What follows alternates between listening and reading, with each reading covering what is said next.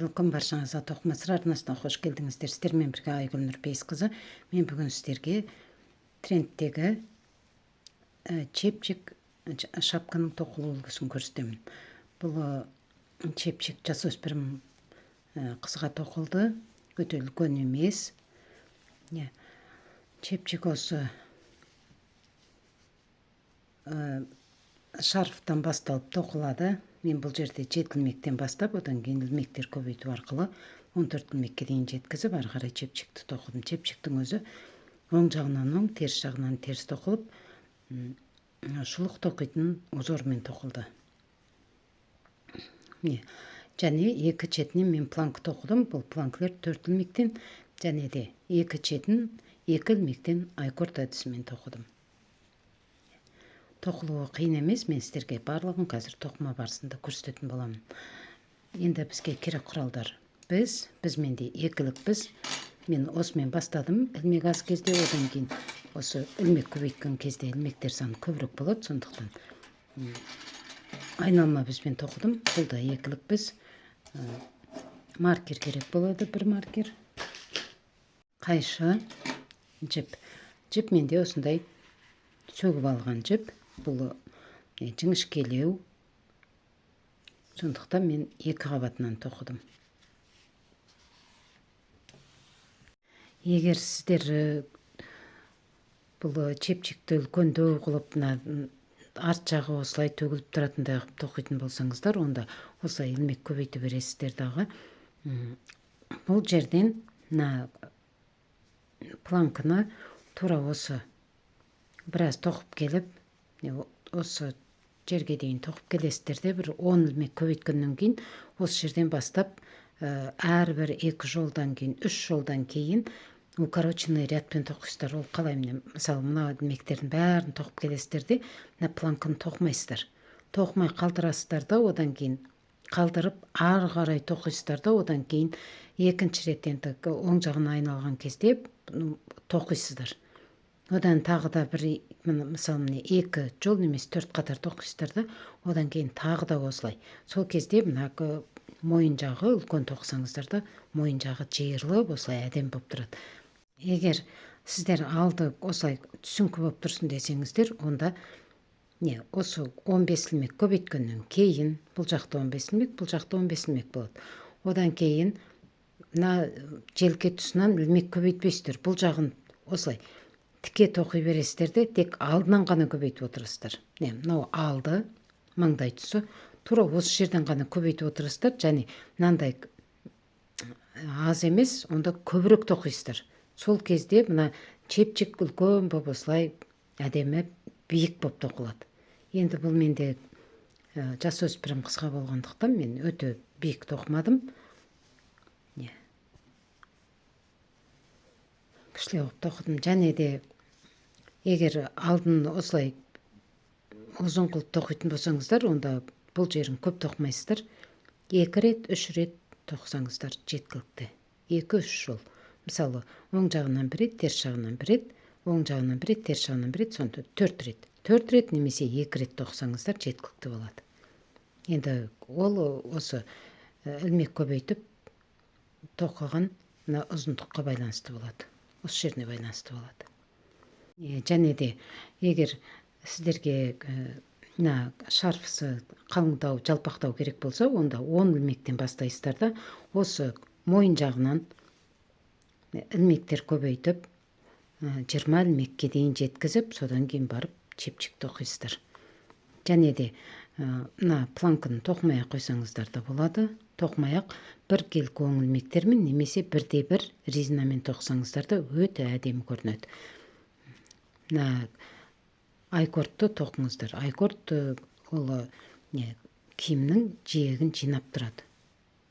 Бұл енді бас киім болғандықтан алды осылай жинаңқы болған дұрыс. Енді бізімізге 7 ілмек іліп аламыз. 1, 2, 3, 4, 5, 6, 7. 7 ілмек іліп алдық. Енді 2 четін 2 ілмектен айкорд әдісімен тоқимыз. 5 ilмекті тоқып аламыз дағы.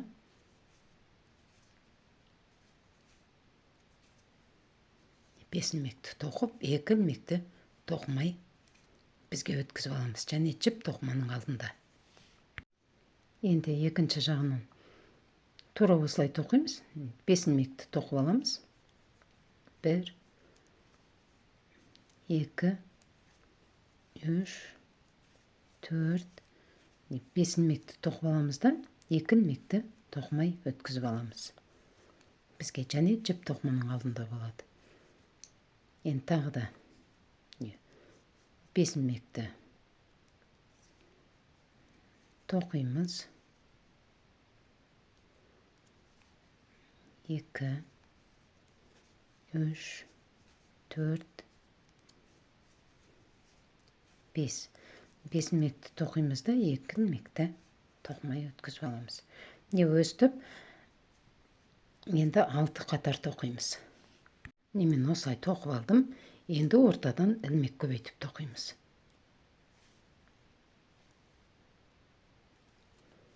1, 2, 3 ilmekті тоқимыз да, 1 ilmектен 2 ilmek тоқимыз. Сырт жағынан алып 1, іш жағынан 1, осылай 1 ilmектен 2 ilmek тоқимыз. Және 1 ilmekті тоқып, 2 ilmekті тоқымай өткізіп аламыз.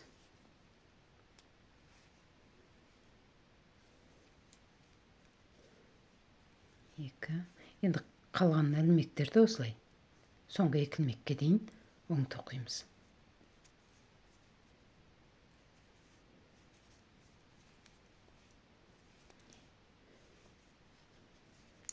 Мен осылай тоқып алдым, және тоқыманың оң жағына осындай маркер қойып қоямыз. Енді ilmek көбейтіп тоқимыз. Айкордтың 2 ilmегі,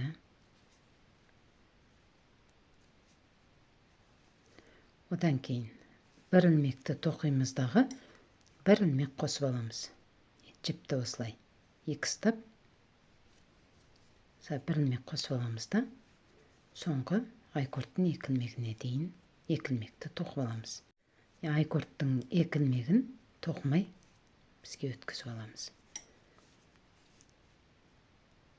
Бұл енді тоқыманың теріс жағы.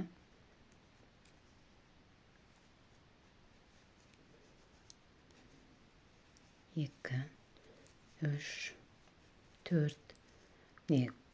Қосып алған ilmегіміз 5, 6, айкордтың 2 ilmегімен 8 ilmek болды. Енді өстіп, әрбір 6-7 рет тоққаннан кейін, оң жағынан айкордтың ilmегінен кейін, 1 ilmектен кейін ilmek қосып отырамыз.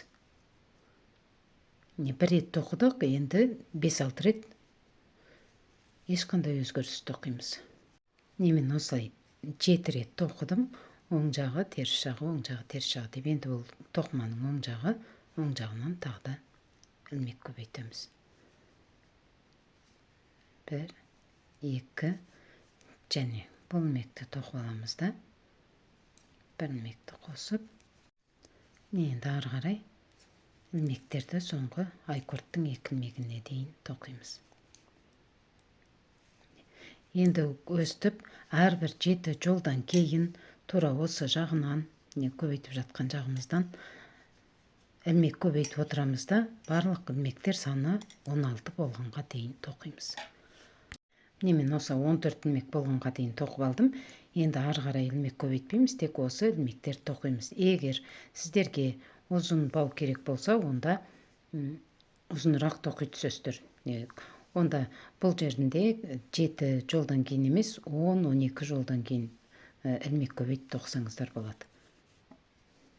Немесе осы 14 ilmekті ары қарай 15-20 сантиметр тоқсаңыздар, бауы ұзын болады. Және бос тоқимыз, бұл байланатын бауы, сондықтан осылай жұмсақ болған дұрыс. Енді ары қарай өз бетімізше тоқимыз. Мен осылай тоқып алдым, бұл менде 30 сантиметр. Егер сіздерге ұзынырақ керек болса, онда 10-15 сантиметр тағы да тоқи түсесіздер.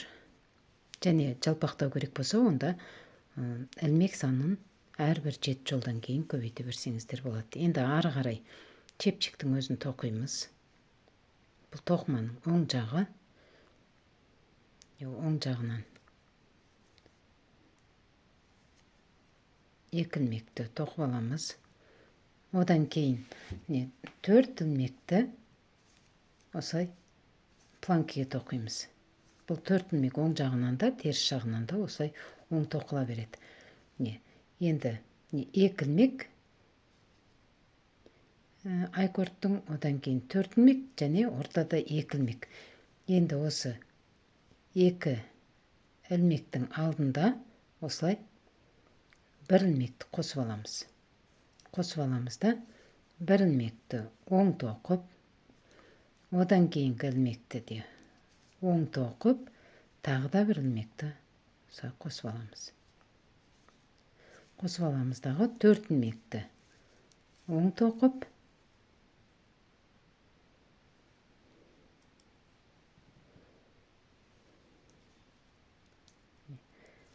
4 ілмекті оң тоқып, 2 ілмекті айкордтың тоқымай бізге өткізіп аламыз. Енді бұл тоқыманың теріс жағы, теріс жағынан айкордтың 2 ілмегі, одан кейін планкының 4 ілмегі, 1, 2, 3, 4 ілмекті оң тоқимыз да, енді іліп алған ілмегіміз бар, 1, ортадағы 2 ілмек бар, және іліп алған ілмегіміз бар. Сонымен барлығы 4 ілмекті теріс тоқыдық.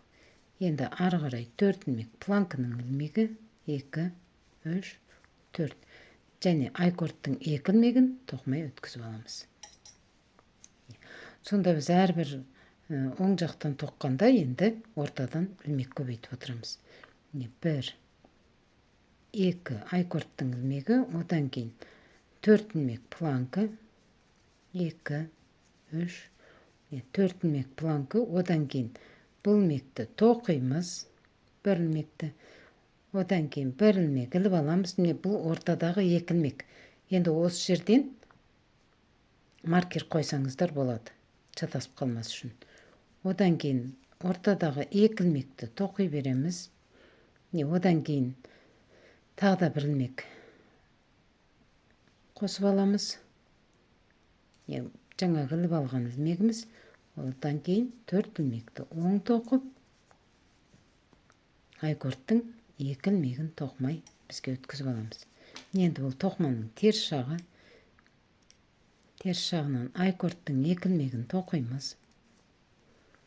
Планкының 4 ілмегін тоқимыз. 2, 3, 4. Одан кейін ортаны теріс тоқимыз. Жіп тоқыманың алдында 1, 2, 3, 4, 5, 6 ілмек. 6 ілмекті теріс тоқып, енді планкының 4 ілмегін оң тоқып, 4 ілмекті оң тоқып, айкордтың 2 ілмегін тоқымай бізге өткізіп аламыз. Енді бұл тоқыманың оң жағы. Әрбір оң жақтан тоққанда ортадағы 2 ілмектің алдында және кейін 1 ілмектен қосып отырамыз. Планкының 4 ілмегі,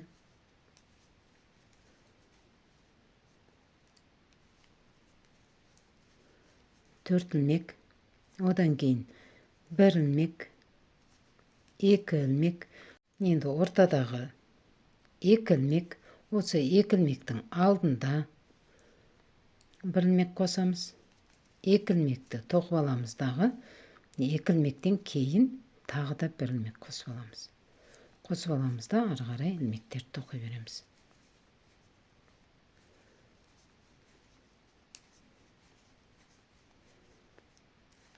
Екі ілмекті тоқымай өткізіп аламыз. Енді бұл тоқыманың іш жағы, немесе теріс жағы, теріс жағынан ілмек көбейтпейміз. Алдыңғы планкының 4 илмегин және айкордтың 2 илмегин токуйбуз да, оң токуйбуз да, одан кийин илмектерди планкаге дейин терс токуйбуз. Жіп токманын алдында.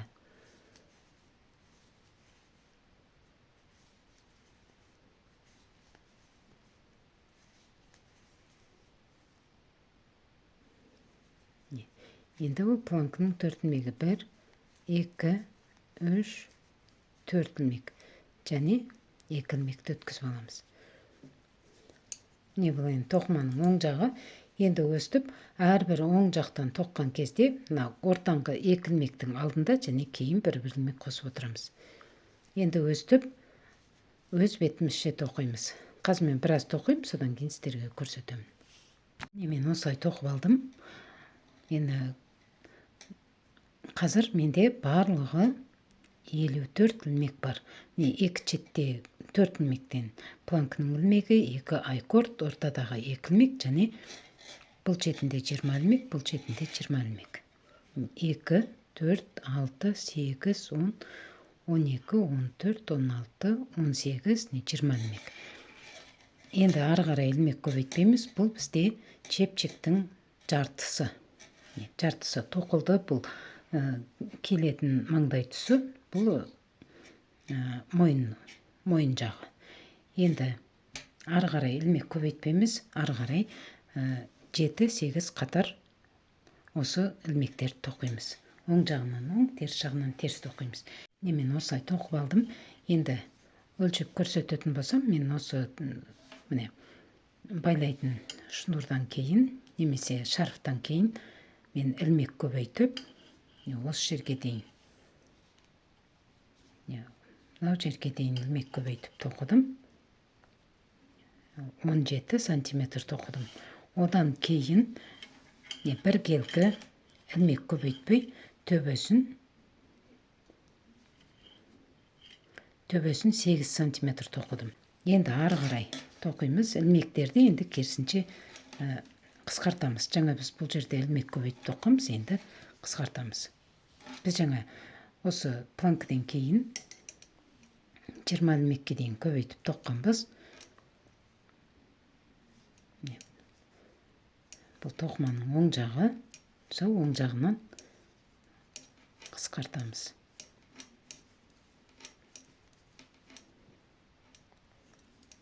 Енді санаймыз. 1, 2, 3, 4, 5, 6, 7, 8, 9, 10, 11, 12, 13, 14, 15, 16, 17, 18. 18 илмек тоқып алдық. Енді 2 илмектен 1 илмек тоқимыз. Сол үшін осы 2 илмекті осылай оңға қаратып аламыз дағы. 2 илмектен осылай 1 илмек тоқимыз.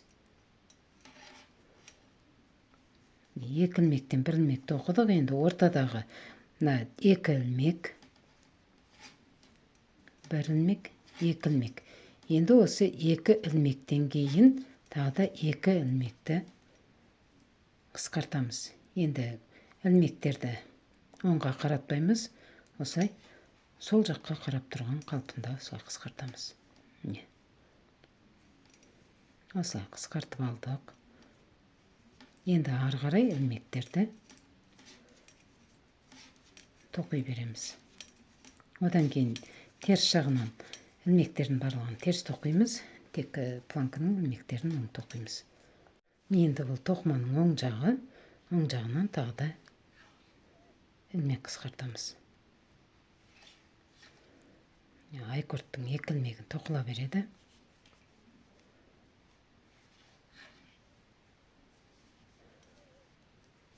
Оң жағынан тоқып алдық. Планканың 4 илмегі.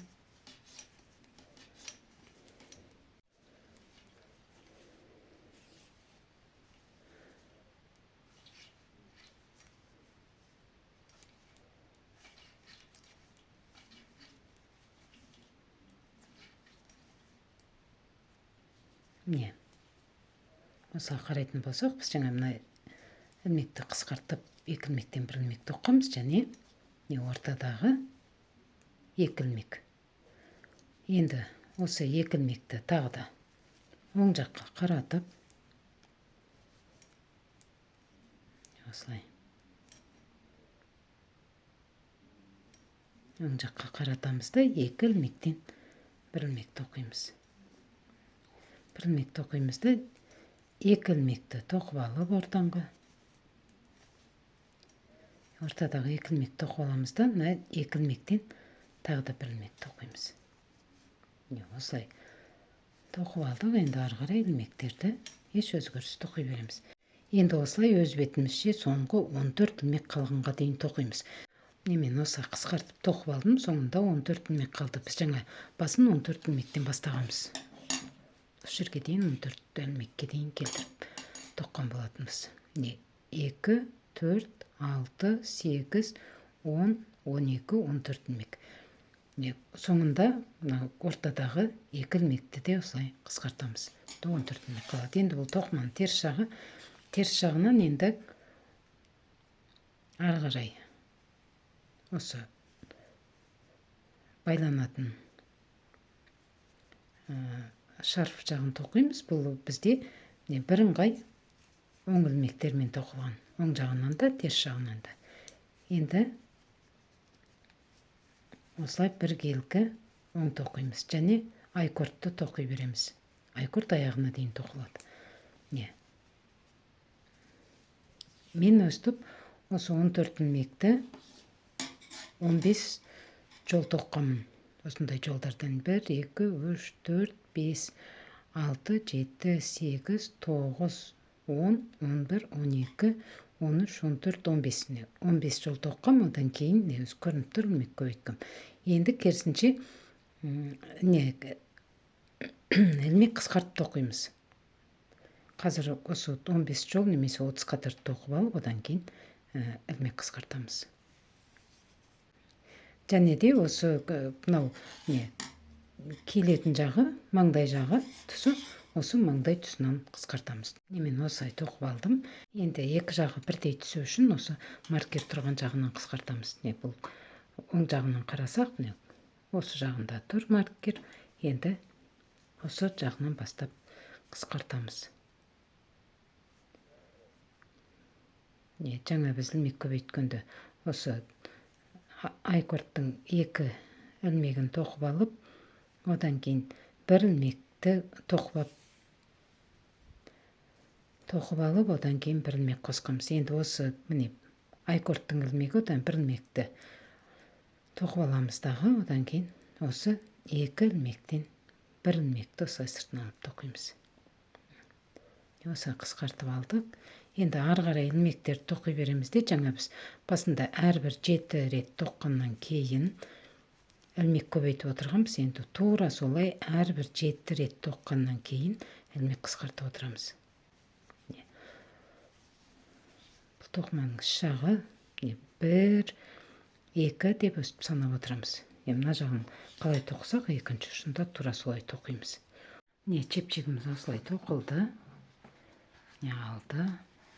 Мойын тұсы өте әдемі. Біркелкі осылай тоқылды.